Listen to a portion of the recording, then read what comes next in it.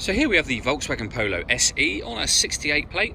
I'm going to start off by showing you around the outside of the car, and then we'll hop in and run through some controls on the inside. But from the outside you can see it's a 5-door car with alloy wheels. Let's start off inside the boot and then work our way around the rest of the car from there. So as we approach the boot, you can see that we have a 60/40 split folding rear seat, plenty of boot space, and then if you lift this trace section up, a full-size spare wheel as well.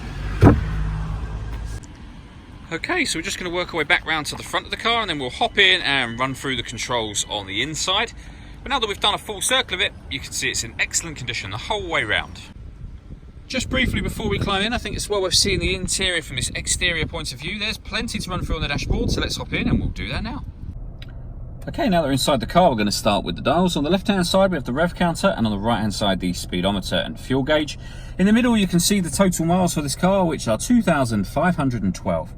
You can change the information that's displayed above that using buttons on the steering wheel. There's various menus available, from audio, which we were just on, to telephone, vehicle status, driving data, assist systems, and back to audio. Driving data is probably going to be your most used menu, because you can see just there, you can have a digital readout for the speedometer permanently displayed in that central section. If I back out to the steering wheel, the buttons I was using just a moment ago are these two, and these two just here. Over on the left-hand side, we have stereo controls, and on the top of the indicator stalk, cruise control. Over at the center, this is all touchscreen, so when it comes to your radio, first of all, you can see that we've got DAB, FM, and AM all available to us. If you want to listen to your own music, you can do. Hit the media button just there. There's plenty of ways to listen to your own music as well, as you can see. One of those ways is Bluetooth audio. So once you pair your phone, not only can you make and receive phone calls, but you'll also be able to stream your music wirelessly as well. Working our way down from that, we have the air conditioning. So temperature, fan speed, direction of the air. Air conditioning is on or off. When it's on, you can either let fresh air come in from outside of the car, or you can press that button to recirculate the air that's already in the car.